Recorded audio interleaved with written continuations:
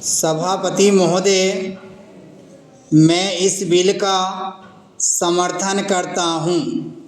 मैं इस बिल का समर्थन विशेष रूप से इसलिए करता हूँ कि इसमें इस प्रकार की व्यवस्था की गई है जिसका उल्लेख बिल के उद्देश्यों में किया गया है।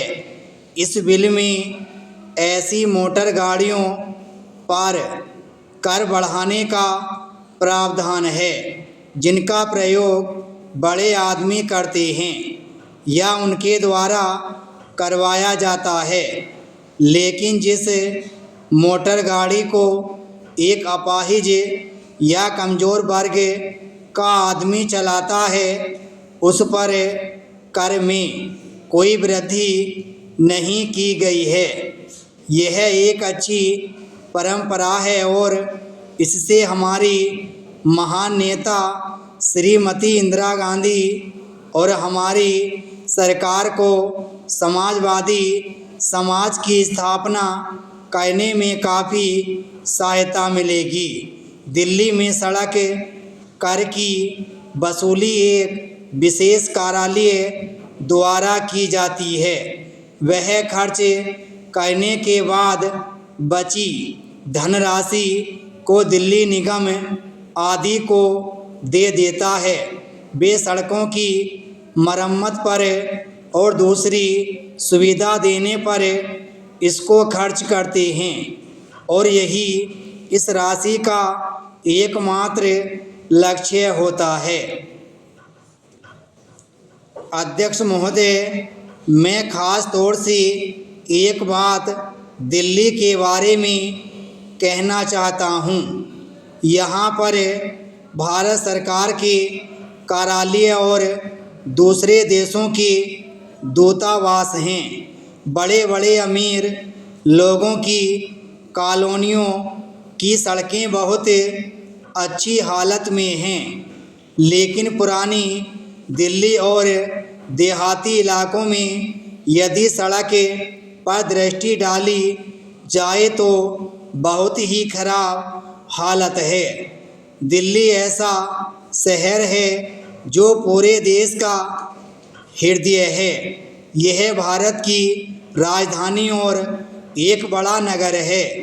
यहाँ हर साल लोगों की संख्या बढ़ती जा रही है, जिसके कारण नई बस्तियाँ और कॉलोनियाँ बनती जा रही हैं। आप उन कॉलोनियों में जाकर सड़कों की हालत देखें। वहाँ की हालत बहुत खराब है, जिसकी तरफ सरकार को विशेष रूप से ध्यान देना चाहिए। इस संबंध में मैं कुछ सुझाव इस सदन के सामने रखना चाहता हूँ।